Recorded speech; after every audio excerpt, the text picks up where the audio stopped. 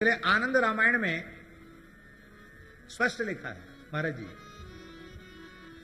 कवित्वम अत्यशुद्धंच, कवित्वम अत्यशुद्धंच, कवित्वम अति अशुद्धम च। ऐसा किसी का काव्य है जो अशुद्ध है, रस की दृष्टि से, छंद की दृष्टि से, अलंकार की दृष्टि से और व्याकरण आदि की दृष्टि से भी अशुद्ध है। आनंद रामायण में कह रहे महर्षि वाल्मीकि, कवित्व मत्य शुद्धंच राम नामांकितंच यत। कवित्व अशुद्ध है, किंतु यदि उसमें भगवान नाम है तो तज्ञेयम अतिशुद्धंच, उस काव्य को शुद्ध नहीं अति शुद्ध मानना चाहिए। श्रवणात् पातकापहम। और श्रीमद् भागवत में श्री नारद जी और व्यास जी का जो संवाद है उसमें तो क्या कहना है, अद्भुत है महाराज। उसमें कहा कि रस छंद अलंकार से युक्त वाणी है और यदि उसमें भगवत भागवत यश नहीं है तो उसको, उस काव्य को, उस ग्रंथ को भगवान के भक्त वैष्णव संत परमहंस महात्मा उसको ध्वांश तीर्थम, कौए को जूठन फेंके जाने वाला स्थान जैसे अपवित्र होता है उस प्रकार से उसको अपवित्र मानते हैं। और भले ही उसमें न रस है, न छंद है, न अलंकार है, न कोई काव्य के गुण हैं, किंतु यदि उसमें भगवत भागवत यश है, भगवान का नाम है, भक्तों का सुयश है, तो नारद जी कह रहे हैं शृण्वन्ति गायन्ति गृणन्ति साधवा। ऐसे काव्यों को साधवा शृण्वन्ति, सुनते हैं, गृणन्ति कीर्तयन्ति, और उसी को गान करते हैं। परम पूज्य श्री बक्सर वाले महाराज जी इस प्रसंग में एक उदाहरण देते थे। बोले देखो, मामा श्री प्रयागदास जी की वाणी एकदम सधुक्कड़ी वाणी है, उसमें कोई काव्य का सौष्ठव आप खोजेंगे तो वो बहुत ज्यादा कहीं नहीं मिलेगा, सहज कहीं कुछ आ गया तो आ गया। जैसे एक उदाहरण देते थे, हरि हरि केशवा जपत महेशवा, हरि हरि केशवा जपत महेशवा, हरि हरि केशवा जपत महेशवा, हरि हरि केशवा जपत महेशवा, कटित कलेशवा भजनवा से, कटत कलेशवा भजनवा से। प्रयागदास प्रहलदवा खातिर, प्रयागदास प्रहलदवा खातिर, रघुवर हुई गए भगवारे, रघुवर हुई गए भगवारे। अब बताओ, तुकबंदी है। हरि हरि केशवा कौन जपता है? बोले जपत महेशवा। शंकर जी भी हरि हरि केशव केशव जपते हैं, तुम भी जपो। जपने से क्या होगा? बोले कटत कलेशवा भजनवा से। आप हरि हरि केशव जपेंगे तो आपके भजन करने से आपके सारे क्लेश कट जाएंगे। तो प्रश्न उठा कि किसी का क्लेश कटा है? बोले प्रत्यक्ष प्रमाण है। प्रयागदास प्रहलदवा खातिर, खातिर मान लिए, प्रहलाद जी के लिए। प्रयागदास जी कहते प्रहलाद जी के लिए, रघुवर हुई गए बघवारे, राम जी बाघ माने नरसिंह बन गए। तो ऐसे ऐसे ग्रंथ, ऐसी ऐसी वाणियां जो एकदम सरल सहज हैं तो चलती हैं। और बड़े बड़े रस छंद अलंकार से युक्त महाकाव्य महाराज जी कई बार तो हमारे मन में आता कि इसलिए वो बचे हुए हैं कि पाठ्यक्रम में चल रहे हैं। बाकी कृष्ण करणामृत, श्री राधा सुधा निधि, श्री गीत गोविंद महाकाव्य, ये सब विशुद्ध श्रृंगार रस की रचनाएं हैं। ये कहीं पाठ्यक्रम में नहीं चलते हैं, लेकिन आज भी प्रेमियों के, रसिकों के प्राण धन, कंठहार, हृदयहार बने हुए हैं। क्यों? क्योंकि इनमें किसी प्राकृत नायक नायिका का रस नहीं है, हैं? नित्य सिद्ध अनादि दिव्य दंपति श्यामा श्याम का रस है। नित्य सिद्ध अनादि दिव्य दंपति श्री सीताराम जी का नित्य विहार का रस है ये।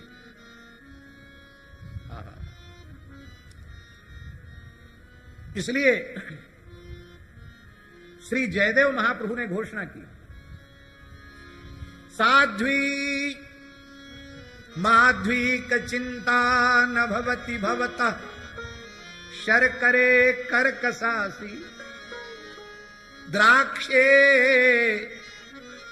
द्रक्ष्यन्ति के त्वा ममृतमृतमसि क्षीर नीरम रसस्ते मा क्रंद क्रंद कांता धर धरणितलम गच्छ यच्छन्ति भावम यावत् श्रृंगार सारस्वतमिह जयदेवस्य विश्वगवचांसि। वो घोषणा कर रहे हैं महाराज जी ग्रंथ को उपसंहार में, अरे माध्वीक माने मधु, अभी तक तू बहुत इठला रही थी शहद मधु कि बिना हमारे पंचामृत नहीं बन सकता, बिना हमारे औषधि का अनुपान नहीं हो सकता। हमारे बीड़ वाले वैद्य जी बैठे हैं, कहेंगे अमुक भस्म को, अमुक चूर्ण को शुद्ध शहद से चाट लो, कहेंगे ना। शहद का उपयोग है ना आयुर्वेद में कि नहीं, मधु का। तो जयदेव जी कह रहे महाराज जी, अरे शहद अब तू चिंता मत कर, जब तक श्री राधा माधव का दिव्य मधुर रस यहां है तब तक तेरी ओर कोई देखने वाला नहीं है। तो शहद किनारे हुई तो शक्कर आई पिछलाती हुई, बोले मेरे बिना तो कोई मिठाई बन ही नहीं सकती है। शुगर वालों से पूछो, भगवान की विशेष कृपा करुणा से जिन्हें शुगर हो गया उनसे पूछो, खूब मन करता है मिठाई खाने का, लेकिन प्राण कांपते हैं कि पता नहीं ज्यादा शुगर बढ़ गया तो क्या होगा। पर भैया नाम रूप लीला धाम से अधिक मीठा और क्या है। पर इसमें भवरोग का शमन होने वाला है, कोई शुगर बढ़ने वाला नहीं है। तो साध्वी माध्वी का चिंता न भवति भवतः, हे मधु आपको अब चिंता करने की आवश्यकता नहीं है, आपकी तरफ कोई देखने वाला नहीं। शर्करे करकसासी, अरे शर्करा तू इस राधा माधव के नित्य विहार के रस के आगे तू करकसा है। करकसा माने बालू है, बजर फुट जैसी है।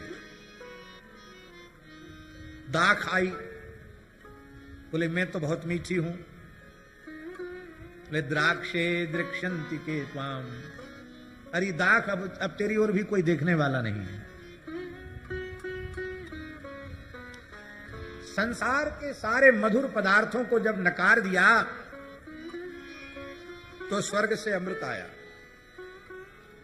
बोले हम तो सबसे बड़े हैं। तो बोले अरे तू हट सामने से, क्यों? अमृतम मृतम असी, इस युगल के नित्य विहार रस के आगे अमृत तू मर चुका है।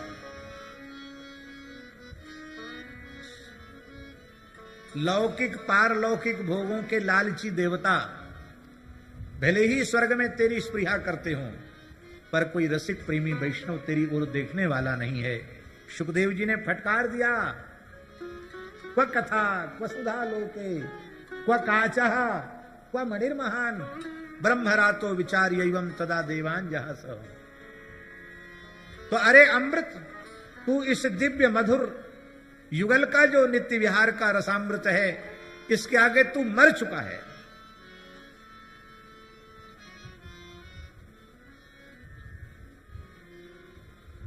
आम का रस आया, अमरस, आम का फल महाराज, फलों का राजा है आम। और क्या कहें महाराज, इतना मीठा होता है आम। हमारे कहाँ गए जगदीश बाबू जी बैठे हैं, शुगर है लेकिन आम देखते ही शुगर की विस्मृति हो जाती। कहते अब वो महाराज जी कितना जिएंगे, 86 साल तो चल रहा है, एक आध गोली और खा लेंगे, लेकिन ऋतु में आम खाने से वंचित रह जाएं, ये सहन नहीं। एक डॉक्टर बोला आप आम खाने से इतना आपका मन करता है तो एक बढ़िया मीठा आम हो, उसकी एक फांक ले लिया करो। एक फांक जानते ना, उसको 4 टुकड़े करके 4 तरह से अमनिया करके एक फांक ले लिया करो आम की। वहां भी लोग अपनी बुद्धि लगा देते हैं। उनका एक फांक ले लो, चाहे एक गिलास अमरस ले लो, बराबर है। तो एक फांक आम की जगह पर एक गिलास अमरस ले लिया। अब शुगर तो बढ़ना था ही। डॉक्टर ने कहा तुमने क्या खाया? बोले आपने कहा था कि एक फांक ले लेना, तो हमने सोचा एक फांक ले लो चाहे एक गिलास ले लो, बराबर है। अरे भले आदमी, इससे अच्छा तो एक आम चूस लेते तो उतना नुकसान नहीं करता। दूध भी, फिर ऊपर से शक्कर भी, और फिर वो भी भर के एक गिलास। तो कहते अरे अमरस, अब तू इस रस के आगे करुण क्रंदन कर रहा है, तू इस रस के आगे करुण क्रंदन कर रहा है, रो रहा है। इस युगल के नित्य रस के, नाम के रस के आगे तुझे कोई पूछने वाला नहीं है। और कांता धर धरणि तलम गच, विषयी पुरुष आए, भोगी लोलुप अजितेंद्रिय। वे बोले अमृत कहीं नहीं है, कामनी के अधर में अमृत है। बोले चले जाओ जहन्नुम में, चले जाओ पाताल में। यदि कामनी के अधर में अमृत है तो तुम अमर क्यों नहीं हो गए? समय से पहले बूढ़े कैसे हो गए? भले ऊपर से काला काला रंग पोत करके बुढ़ापे को धोखा देते हैं, पर बुढ़ापा धोखा नहीं देता किसी को। बूढ़ा भी होना पड़ेगा, मरना भी पड़ेगा। कब तक? बोले जब तक यह दिव्य रस राधा माधव का, नित्य विहार का, नित्य रस केली का अखंडित रस जब तक बह रहा है, तब तक पूरे ब्रह्मांड में कोई रस इसकी समता नहीं कर सकता है। यह है राम नाम का रस, लीला का रस, धाम का रस, रूप का रस। इसलिए आनंद रामायण में लिखा है कवित्वम अतिशुद्धंच राम नामांकितंच यत् तजगेयम अतिशुद्धंच श्रवणात् पातकापहम। श्रवण मात्र से संपूर्ण पातकों को नष्ट कर देने वाला है। इसलिए महाराज जी विष्णु पुराण में लिखा है रामेति नाम यत् श्रोत्रे विश्रंभो जवितो यदि करोति पापम संदाहम तूलम बन्नी करो यथा। कहते जैसे एक चिनगारी जो है, चिनगारी का एक कण रुई के पर्वत को जलाकर भस्म कर सकता है, ठीक इसी प्रकार से राम नाम, मलुकदास जी की साखी है, राम नाम एक रति पाप के कोटि पहाड़, ऐसी महिमा नाम की जारी करे सब छार। महाराज जी हमारे ग्रंथों में यहां तक लिखा है कि पातकी मनुष्य में पाप करने की उतनी सामर्थ्य नहीं है भगवान नाम में जितनी पाप के नाश की सामर्थ्य है। तावत कर्तुम न शक्नोति पातकम पातकी जन। पापी मनुष्य उतना पाप नहीं कर सकता भगवान नाम में जितनी पाप के नाश की सामर्थ्य है।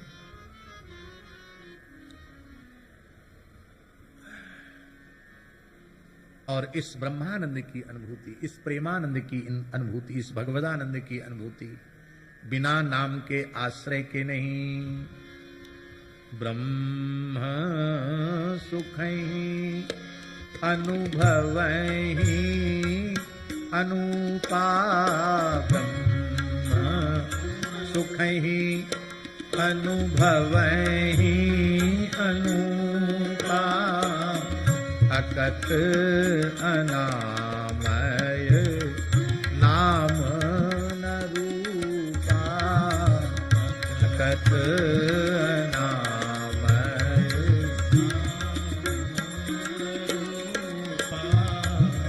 जाना चाहि गूढ़ गति जेऊ, जाना चाहि गूढ़ गति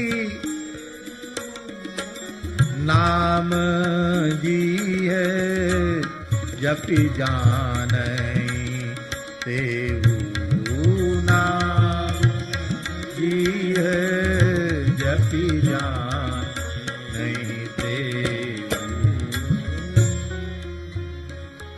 उस ब्रह्मानंद की अपरोक्षानुभूति का प्रकार भी श्री राम नाम का आश्रय ही है। उसके बिना प्रस्थानत्रयी के चाहे जितने पारायण कर लो, गीता उपनिषद ब्रह्म सूत्र कंठस्थ कर लो, विविध भाष्यों के व्याख्यान की सामर्थ्य प्राप्त कर लो, यदि श्री राम नाम का आश्रय नहीं लिया तो वो केवल वाग विलास मात्र बन करके रह जाएगा। ब्रह्मानंद की अनुभूति तो बिना राम नाम के आश्रय के न आज तक किसी को हुई है, न हो सकती है और न होगी।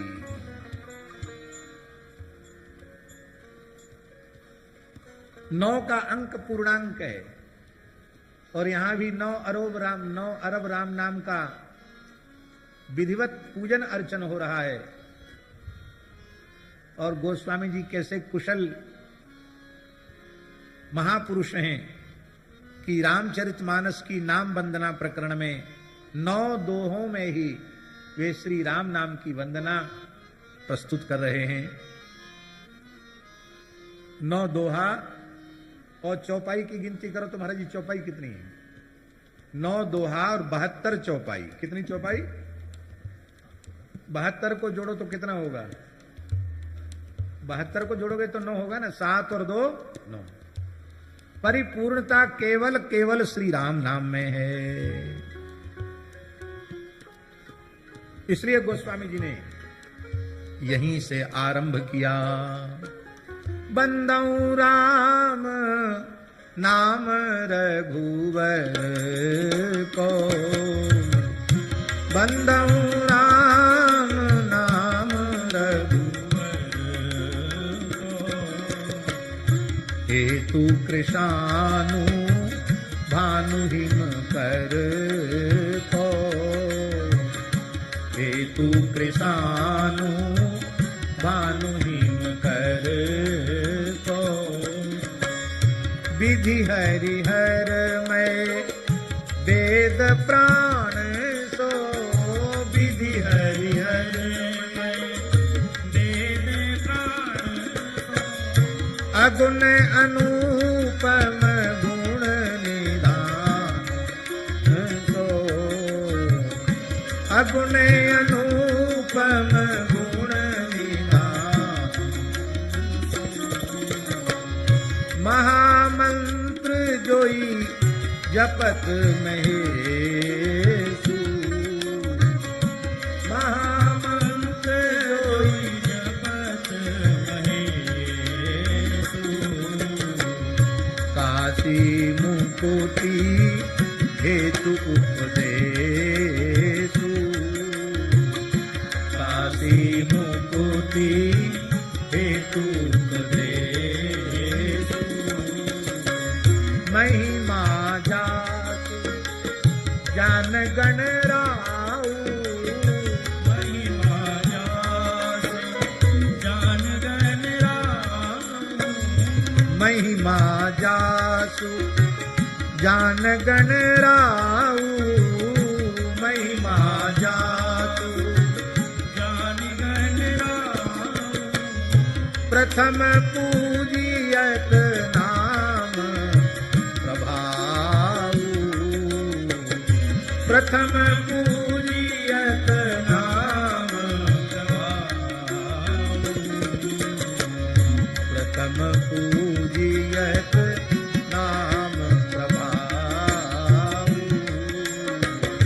प्रथम पूजियत नाम प्रभाऊ।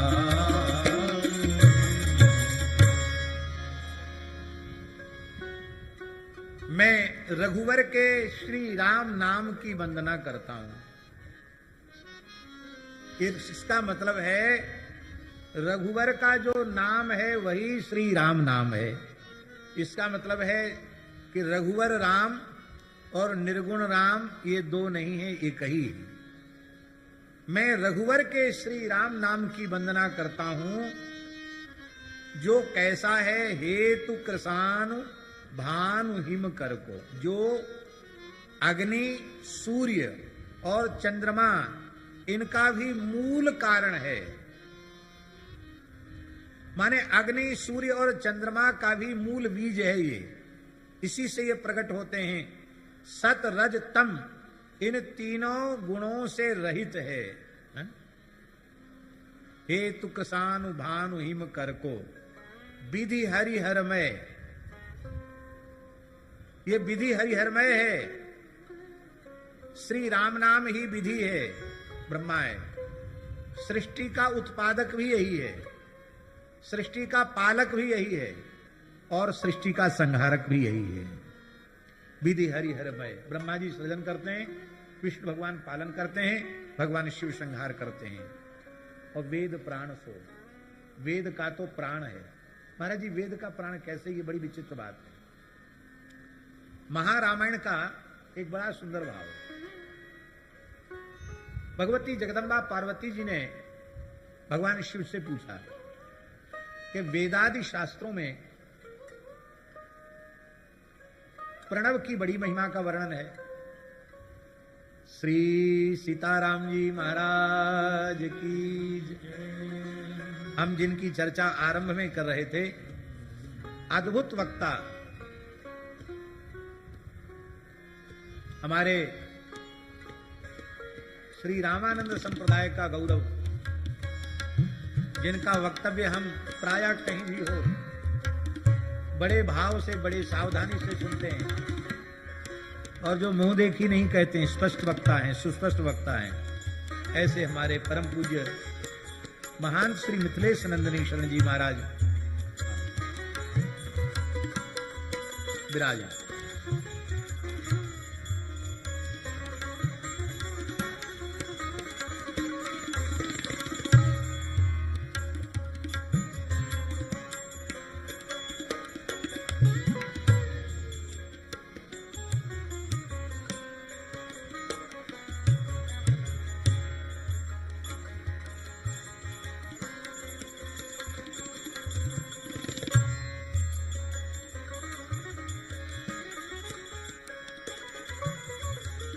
ये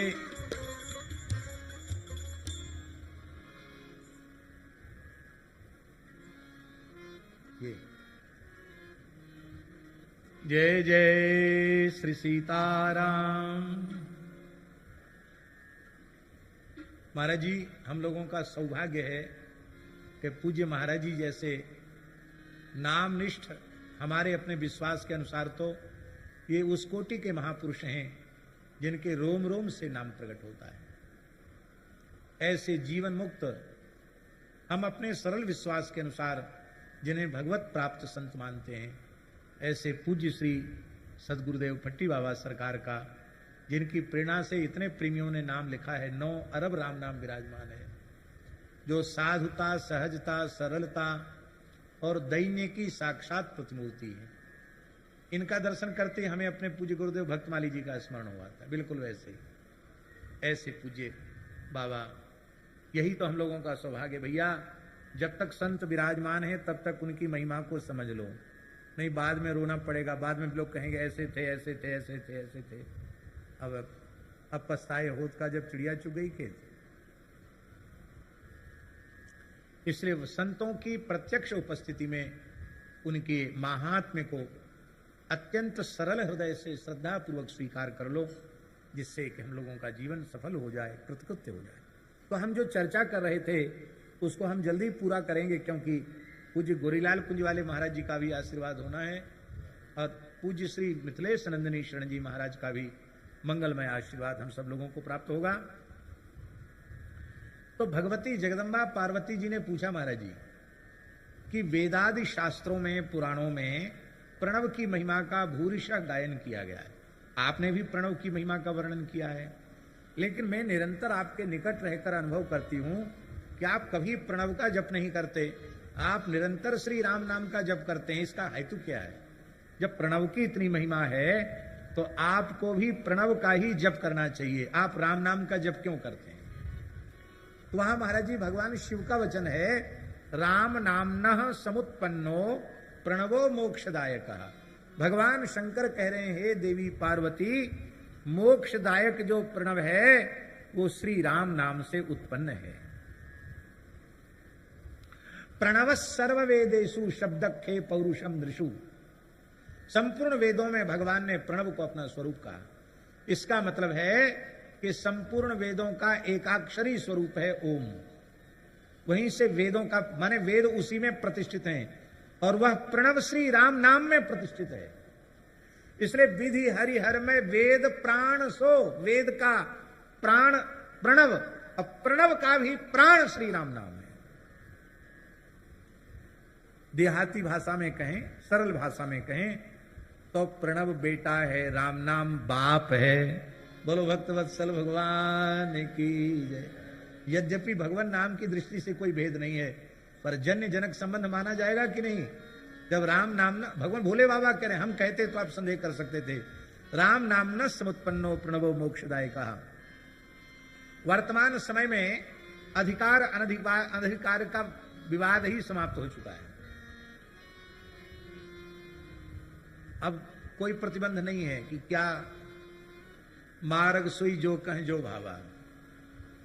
और आप भरे मंच से हम तो चर्चाएं कर देते हैं, वर्णाश्रम व्यवस्था की भी चर्चा करते हैं, विधि निषेध भी कभी मन में आता तो कर देते हैं चर्चा। लेकिन हमको लोग टोकते हैं, कहते महाराज ऐसा मत बोला करो, नहीं तो झगड़ा हो जाएगा, यूं हो जाएगा, त्यों हो जाएगा। समय दूसरा आ गया। चलो ठीक है, केशव कहीं न जाए का कहिए, समुझ मन ही मन रहिए। ठीक है, प्रणव में सबका अधिकार नहीं। न्यूंखाह षोडश, काशिका वृत्तिकार ने कहा न्यूंखाह षोडश। न्यूंख माने ओंकार, प्रणव, ये 16 प्रकार का होता है। अब ये हमें अब तक ठीक से समझ में नहीं आया कि वे 16 प्रकार ओंकार के क्या हैं। उसमें महाराज जी अमुक अमुक संकल्प की पूर्ति के लिए अमुक ओंकार का प्रयोग, इतना भी सूक्ष्म विचार है हमारे यहाँ। पुत्र की कामना से किस न्यूंख का प्रयोग होगा, विजय की कामना से किस ओंकार का प्रयोग होगा, स्वर्ग की कामना से किसका प्रयोग होगा, मोक्ष की कामना से किसका प्रयोग होगा, बड़ा सूक्ष्म विचार है। पर वर्तमान समय में तो कोई प्रतिबंध है नहीं किसी को कुछ कहने का। ननक्तम नोच्छिष्टे प्रब्रूयात ब्रह्म राशि ही। हमारे धर्म संघ वाले गुरुजी, हमारे धर्म संघ वाले गुरुजी भोजन करने के बाद वेद नहीं पढ़ाते थे। 12 बजे के पहले पहले तक, जब तक धर्म संघ विद्यालय में रहते, कुछ खाए पिए नहीं रहते, तब तक वेद पढ़ाते, व्याकरण भी पढ़ाते, वेद भी पढ़ाते। और जब धर्म संघ विद्यालय से लौट के सेवा कुंज वाले अपने घर में आते और मध्याह्न संध्या वहीं करके आते थे धर्म संघ विद्यालय में, फिर यहां प्रसाद पाते। तो प्रसाद पाने के बाद सबसे पहले छात्र हम थे जो हमको पढ़ाते थे प्राच्य व्याकरण। नबी भी पढ़ाया, प्राच्य भी पढ़ाया।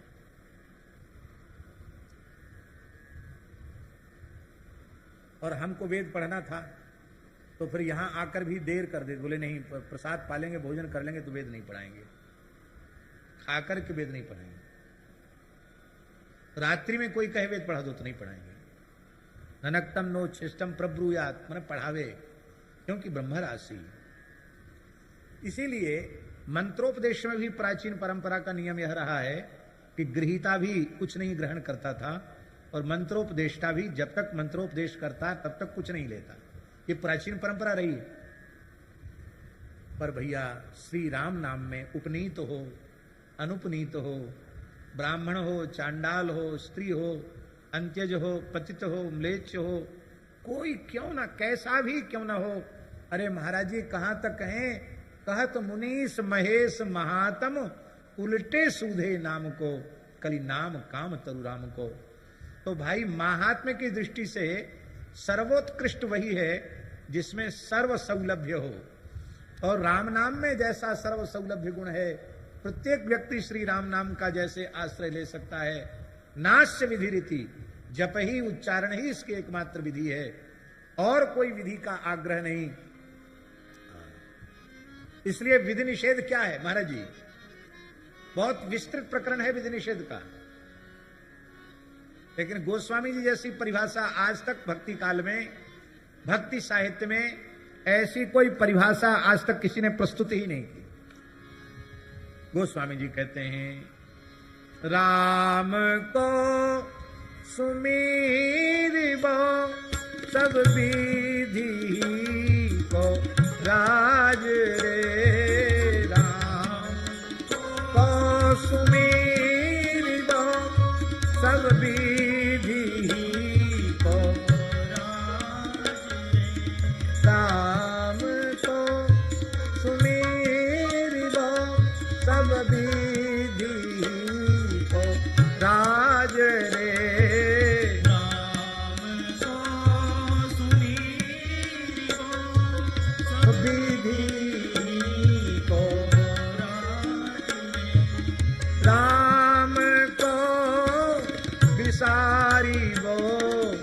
निषेध सिर ताज रे,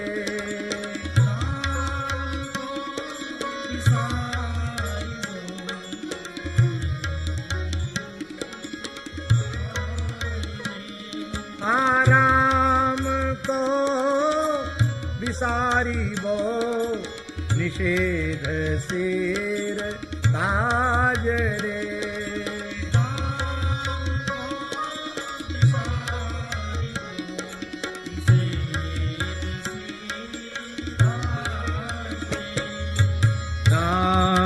सुमीर राम सुमीर यही तेरो काज रे, राम सुमीर राम सुमीर यही तेरो काज।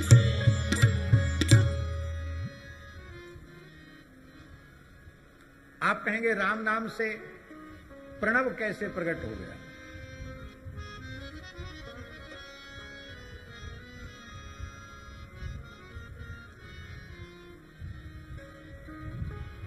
राम से ओम की उत्पत्ति, ये भी एक बहुत प्रसिद्ध है। राम को प्रसोदरादि गण में मान लेते हैं, और महर्षि पाणिनि का सूत्र है प्रसोदरादीन यथोपदिष्टम। इससे हंस का सिंह हो जाता है, वर्ण व्यत्यास हो जाता है। तो वर्ण व्यत्यास जब करेंगे तो रा, आ और मां ये विच्छेद हुआ, और वर्ण व्यत्यास करेंगे तो मां होगा मां, रा, आ और मां। अब आकार का पूर्व प्रयोग करेंगे तो बनेगा आ, वर्ण व्यत्यास करने पर आ, रा और मां। अब आ और रा और मां ये तीन अक्षर हो गए। अब रकार जो है हसीच, हस प्रत्याहार में आ जाएगा ना, तो हसीचा से ओतो हो जाएगा। तो आ, रा और मां था ना, तो हसीचा सूत्र से रकार को ऊ हो जाएगा। तो आ, ऊ और मां संधि कर दोगे तो क्या बनेगा? ओम। इस प्रकार से राम नाम से ओम की निष्पत्ति है। तो राम नामना समुत्पन्न प्रणवो मोक्षदायक, मोक्षदायक प्रणव श्री राम नाम से उत्पन्न है। विधि हरिहर में वेद प्राण सो, अगुण अनुपम गुण निधान सो। आहा, गुणों का भंडार है और ये महामंत्र है। इससे बड़ा मंत्र और कोई दूसरा है ही नहीं। महामंत्र जोई जपत महेशु, और इसी महामंत्र का उद्देश्य काशी मुक्ति हेतु उपदेशु। काशी महात्म्य में महाराज जी लिखा है काशी के संबंध में, मन्वंतर सहस्रैस्तु जजाप वृषभध्वज। सहस्रेण नहीं है, सहस्रैः, हजारों मनवंतरों तक भगवान वृषभध्वज शिव जी ने काशी में रह करके श्री राम तारक षडक्षर मंत्र आज का जप किया। कितने समय तक किया? एक मनवंतर, दो मनवंतर नहीं, 100 मनवंतर, 1000 मनवंतर नहीं, मनवंतर सहस्रईस्तु, हजारों मनवंतरों तक। हजारों का अर्थ महाराज यहां हजारों नहीं, हजारों का माने जिसके कोई संख्या नहीं, अनंत असंख्य काल तक महादेव जी ने काशी में रह करके श्री राम तारक मंत्र आज का जप किया। भगवान प्रकट हो गए, राम जी प्रकट हो गए। बोले वरदान मांगो महाराज जी, बोले वरदान मांगो। तो शंकर जी ने कहा महाराज ये आपके अंशभूत जीव आपसे विमुख होकर के न जाने कितने जन्मों से संस्कृति के चक्र में पड़े हुए हैं, भटक रहे हैं। जो भी आपके राम नाम का एक बार उच्चारण कर ले वो तत्काल अविद्या माया से विमुक्त होकर, संस्कृति के चक्र से विमुक्त होकर आपको प्राप्त कर ले। भगवान बोले भाई ये वरदान तो बहुत विकट वरदान है, ऐसा वरदान मांग लोगे तो हमारा तो सृष्टि का सारा खेल ही बिगड़ जाएगा। पर तुमने मांगा है तो हम देंगे अवश्य। काशी में मरने वालों को आप श्री राम नाम का उपदेश कर देंगे, वे निश्चित ही संस्कृति के चक्र से विमुक्त हो जाएंगे। वीर मित्रोदय नामक ग्रंथ में पंडित प्रकांड श्री मित्र महर्षि ने तीर्थ प्रकाश नामक प्रकरण में एक बहुत सुंदर बात लिखी है। काशी महात्म्य बहुत सुंदर लिखा महाराज वीर मित्रोदय ने। वो कहते हैं कि काश्याम मरणान मुक्ति ही, काशी में मरने से मुक्ति होती है। ये बात प्रसिद्ध है, ये भी श्रुति वचन ही है। और ऋते ज्ञानान्न मुक्ति ही, ये भी श्रुति वचन ही है, बिना ज्ञान के मुक्ति नहीं होती। तो दोनों की संगति कैसे बैठेगी भाई? या तो ऋते ज्ञानान्न मुक्ति ही मानो या काश्याम मरणान मुक्ति मानो। तब इसमें बहुत विस्तृत व्याख्यान किया है उन्होंने, और उस व्याख्यान के अंत में यह प्रमाणित किया है कि ऋते ज्ञानान्न मुक्ति भी सही है और काश्याम मरणान मुक्ति भी सही है। क्योंकि काशी में मरने वालों को जब भगवान शिव श्री राम तारक का उपदेश करते हैं तो उपदेष्टा की महिमा के कारण मंत्र प्रदान के अव्यवहित उत्तर क्षण में ज्ञानोत्पत्ति हो जाती है, और ज्ञानोत्पत्ति होने से वो मुक्त हो जाता है। इसलिए ऋते ज्ञानान्न मुक्ति भी सही है, पर ये सुविधा केवल और केवल काशी वासियों को प्राप्त है, काशी में मरने वालों को प्राप्त है। अतएव काशी का महात्म्य है, मुक्ति का सदावर्त वहां काशी में बढ़ता है। भगवान शिव ने कहा तो दूसरा वरदान महाराज यह है, मंत्र का उपदेश तो हम कर देंगे, दूसरा यह है कि आप काशी छोड़ के कहीं न जाएं। भगवान ने कहा कि बिल्कुल ठीक, काशी के कण कण में हम विराजमान रहेंगे, आपके सामने अविमुक्तेश्वर लिंग के रूप में विराजेंगे। भगवान ने कहा मैं काशी को छोड़ूंगा नहीं, काशी अविमुक्त क्षेत्र हो गया। और आज भी विश्वनाथ जी के मंदिर में जब हम लोग दर्शन करने जाते हैं तो विश्वनाथ जी के निकट अविमुक्तेश्वर शिवलिंग है। अब तो रूप थोड़ा बदल गया है, पहले जो पुराने बात हम बता रहे हैं, अब तो स्थलों में भी परिवर्तन हुआ है, रूप में भी परिवर्तन हुआ है, समय की आवश्यकता के अनुसार।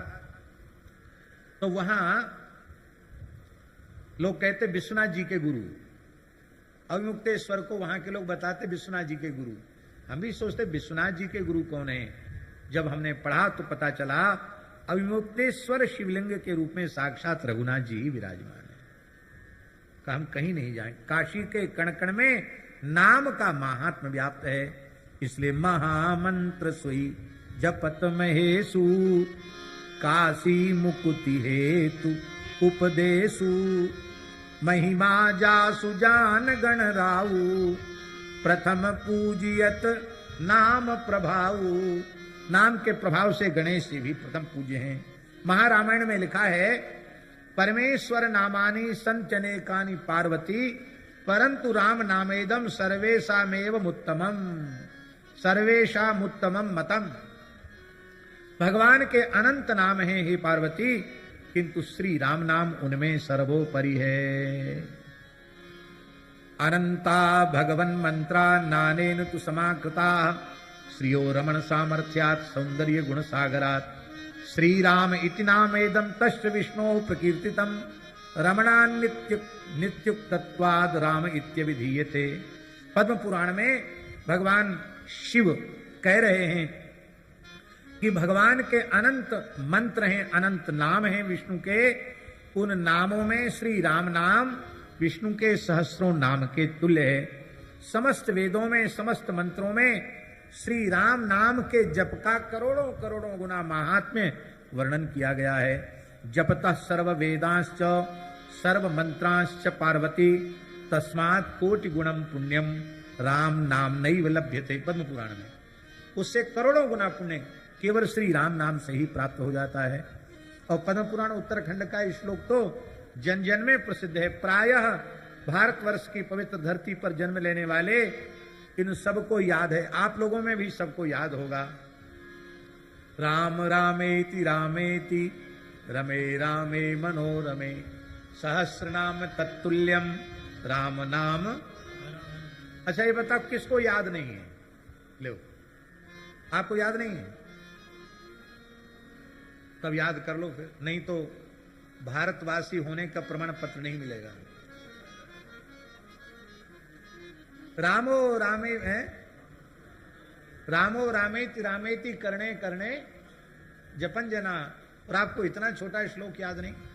राम रामेति रामेति बोलो, राम रामेति रामेति रमे रामे मनोरमे रमे रामे मनोरमे सहस्रनाम तत्तुल्यम सहस्रनाम तत्तुल्यं राम नाम वरानने। नारायणादि नामानि कीर्तितानि बहून्यपि आत्मा तेषांच सर्वेषां राम नाम प्रकाशकः। महारामायण में लिखा है नारायणादि जो भगवान के अनंत नाम हैं, उन समस्त नामों का प्राण, उन समस्त नामों की आत्मा श्री राम नाम है। राम नाम सबका प्रकाशक है। बोलो श्री राम नाम महाराज की।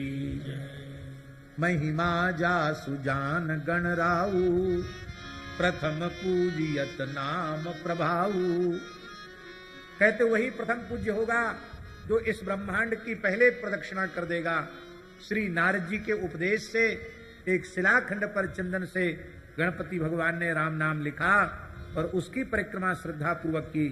तो वाहन से जो विविध देवी देवता अपने द्रुतगामी वाहनों से परिक्रमाएं कर रहे थे, उन सबको महाराज जी यही अनुभव होता था कि हमारे आगे आगे गणेश जी चल रहे हैं। राम नाम की महिमा से भगवान गणेश प्रथम पूज्य हुए।